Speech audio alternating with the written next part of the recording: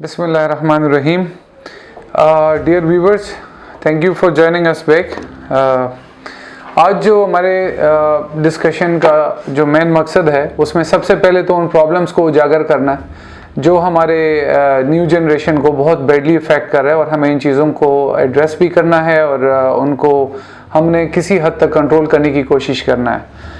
बहुत सारी ये प्रॉब्लम्स ऐसी हैं जो हमारे लाशऊर के अंदर, हमारे एक्शंस के अंदर जाके हमें अफेक्ट करती हैं और जिसके ऊपर आज हम डिस्कशन भी करेंगे। ख्वाह वो हमारे बच्चे हों या ख्वाह वो हम खुद उनके अंदर आ रहे हों या फिर हमारे छोटे बहन भाई हों या जो भी उसके अंदर आता है, क्योंकि नॉर्मली पाकिस्तान का जो एजुकेशन सिस्टम है उसमें FSC एक ऐसी जगह आती है जहाँ पे बच्चे अपने करियर की तरफ फाइनल स्टेप ले लेते हैं और वो फिर किसी भी यू टर्न को लेने से जो है उनको फिर यूटर्न नहीं ले पाते।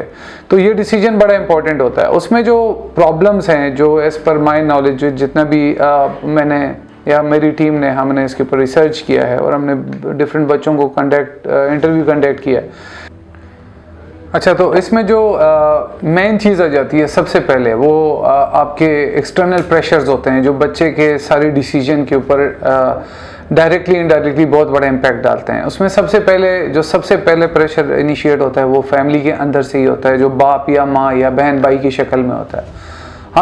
अब हर पेरेंट्स की यही कोशिश होती है कि यार उसके बच्चे बेहतर से बेहतरीन जो ऑलरेडी एक सक्सेस स्टोरीज को हम फॉलो करते हैं तो उनकी तरफ हमारी चीज़ों को और अपने बच्चों के करियर को लेके चलें। लेकिन कहीं ना कहीं फॉर द लास्ट 3-4 डिकेड्स तक ये चीज़ ठीक थी और अगले का डिकेड में इसकी शक्ल काफ़ी डिफरेंट होगी। उसमें बच्चों से ये प्रेशर हमें हटाना पड़ेगा, क्योंकि जितनी मॉडिफिकेशन और डाइवर्सिफिकेशन और ये जितनी चीज़ें हमारी आपके पिछली 3-4 जनरेशन के अंदर चली हैं उसमें मैक्सिमम चीज़ें तो ऑलरेडी ऑब्सोलीट हो चुकी हैं। उस पॉइंट ऑफ व्यू से हमें ना इस जो प्रेशर है इसके ऊपर कंट्रोल करना पड़ेगा। हमें अपने बच्चों को इस प्रेशर से निकालना पड़ेगा कि यार फलाने का बच्चा वो बना, कोई आर्मी में चला गया, कोई मेडिकल में चला गया, कोई इंजीनियरिंग में चला गया। So we need to avoid these kind of things. ठीक है जी। दूसरा जो प्रेशर है वो पीर प्रेशर कहलाता है। पीर प्रेशर का मतलब जो आपके जितने भी सराउंडिंग होते हैं बच्चे के, जिसमें उसका पड़ोस आ सकता है, जिसमें उसके पिछले क्लास फेलोज दोस्त आ सकते हैं जो एक सक्सेस स्टोरी की तरफ चलने लग पड़ते हैं। कोई इंजीनियरिंग में चला जाता है, कोई मेडिकल में चला जाता है, या जो भी मेरे जितने भी सक्सेसफुल कोई बड़ी यूनिवर्सिटी में चला जाता है, बेशक आर्ट सब्जेक्ट के अंदर क्यों ना हो।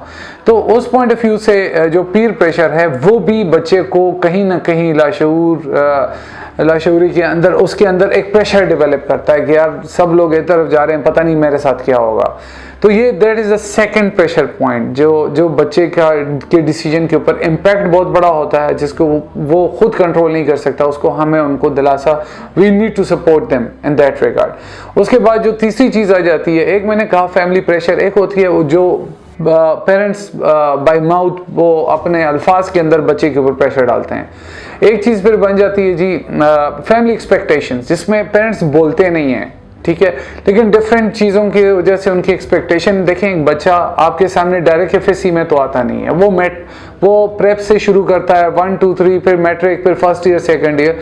तो उस बच्चे के बैकग्राउंड को देख के उससे एक्सपेक्टेशन रखनी चाहिए, ना कि वो मैट्रिक तक 50 to 60% मार्क्स ले रहा है और एकदम से हम एक्सपेक्ट करें कि वो प्री मेडिकल या मतलब इंजीनियरिंग या कोई बहुत बड़ी अचीवमेंट हासिल कर लेगा। ऑब्वियसली एक ट्रैक रिकॉर्ड होता है, उसके ऊपर हमने बच्चों को एवेल्युएट करना होता है। एकदम से वो एक्सपेक्टेशन अब इतना पीक पे मत लेके जाएं जिसको बच्चे को मीट करना इम्पॉसिबल हो जाता है और जो वो कर सकता है वो उधर से भी निकल जाता है। So these are the 3 kind of pressures जो बच्चे के ऊपर इनिशियली सबसे पहले डेवलप होते हैं।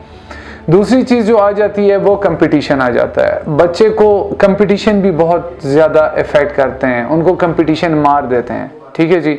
कंपटीशन इज़ गुड, लेकिन उसके 2 तरीके होते हैं। एक कंपटीशन वो होता है जो वो और लोगों के साथ करता है। देखें, उसके क्लास में जो बच्चा उससे आगे है, उसके क्लास में आगे होगा, क्या पता दुनिया में वो बहुत पीछे है वो दूसरा बंदा।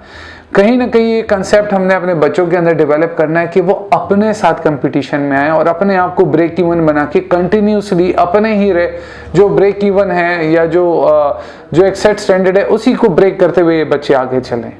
ठीक है। तो उस पॉइंट ऑफ व्यू से हमें अपने बच्चों को कंपटीशन का सही मकसद समझाना चाहिए। कंपटीशन का मकसद ये कभी नहीं होना चाहिए कि हमें दूसरे को नीचे दिखाना है, हमने रट्टा लगा के बहुत मार्क्स नहीं, हमें समझ के अपने ही नॉलेज के जो ब्रेक इवन पॉइंट्स हैं, जो ब्रेक इवन है, और नॉलेज में जो उस बच्चे का अपना एक सेट स्टैंडर्ड है उसी को बीट करना, और वो एक कंटिन्यूस प्रोसेस होगा। देखें, अगर एक किसी बच्चे के साथ उसका कंपटीशन चल रहा है और वो बच्चे को बीट कर जाता है, आगे वो क्या करेगा? ठीक है, वो वहां पे कहीं ना कहीं रुक जाएगा। लेकिन अगर बच्चे को हम ये बताएं कि you are your own competition, आप अपना कंपटीशन खुद हैं, तो वो ऑब्वियसली अपने आप को बीट करने में सारी जिंदगी एक इंप्रूवमेंट की तरफ जा सकता है। So that is another point that we need to make our next generation understand किया। You should be in competition of yourself, ठीक है, नॉट विद द अदर्स। ठीक है, औरों को नीचे दिखाने की जरूरत नहीं है, हमें खुद आगे जाना चाहिए। उसके बाद जो एक तीसरी चीज जो हमारे बच्चों का सबसे बड़ा प्रॉब्लम आ जाता है वो मेरिट होता है। ठीक है जी, अब चूंकि कंट्री लाइक पाकिस्तान, अल्हम्दुलिल्लाह वी आर ब्लेस्ड, लेकिन despite the fact that we are blessed, we are still having a huge vacuum in our education system. ठीक है, एक खला है हमारे सिस्टम के अंदर। उस खला के अंदर जो हमारी सप्लाई है स्टूडेंट्स की वो लाखों में है और आके एडजस्टमेंट हज़ारों में हो रही होती है। हमारी यूनिवर्सिटी के अंदर कैपेसिटीज़ ही नहीं है कि वो उन बच्चों को उस लिहाज से डाइजेस्ट कर सकें। तो ये जो सप्लाई एंड डिमांड के दरमियान, जो मैंने पहले भी बोला था कि इसके दरमियान का जो ये गैप है और जो खला है, जो वैक्यूम है, उसको, इस डिस्क्रिमिनेशन फैक्टर को हमने मेरिट का नाम दिया है कि जी ये इसमें फॉल कर सकता है कि नहीं कर सकता। Other than this, even Pakistan से जो बैकवर्ड और गरीब ममालिक हैं वहाँ पे भी बच्चों को इस तरह का फैक्टर सामने नहीं है। लेकिन अनफॉर्चुनेटली हम कोशिश करेंगे इसको ख़त्म करें, लेकिन ये हमारे एक सिस्टम का हिस्सा है कि हम मेरिट के नाम पे बहुत ज़्यादा वो एक हरकतें कर जाते हैं जो हमारे बच्चों की ज़िंदगी भी डायरेक्टली इनडायरेक्टली उसका बहुत बड़ा इम्पैक्ट होता है। तो मेरिट को बीट करने के लिए भी आपको एक ऑब्वियसली एजुकेशन स्पेशलिस्ट ही आपको बता सकता है कि यार वेयर यू कैन लीड, जिसमें बहुत सारे लोग ऐसे हैं जिनके पास अल्टरनेट रास्ते होते हैं। कहते हैं ना कि if you can not beat someone, arrange them have beaten. Maybe ये एग्जाम्पल शायद थोड़ा सा ऑकवर्ड सा है, लेकिन मेरा मकसद इससे ये कि यार शायद वो आपको नहीं पता कि वो मेरिट को बीट कैसे करना है, लेकिन आपके सामने अरेंजमेंट लोग करके दे सकते हैं। So try to search those people who can help you out in achieving your goals.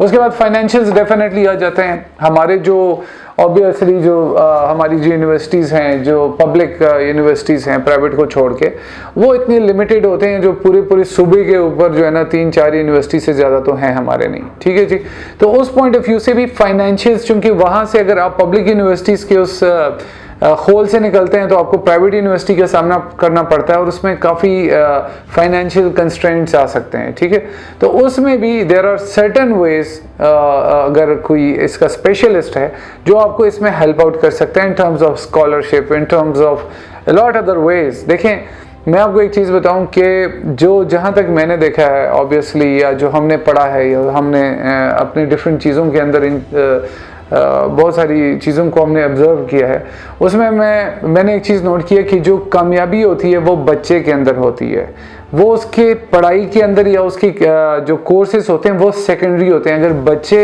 खुद कोई स्पार्क रखते हैं और वो किसी एक फील्ड के अंदर वो अगर if they can excel well, let them go to that art subject, क्योंकि कामयाबी उस बच्चे के अंदर है, उसके पढ़ाई के अंदर बाद में आती है। बच्चे के अंदर स्पार्क होगा तो वो किसी भी चीज़ को उठा के किसी लेवल पे ले जाएगा।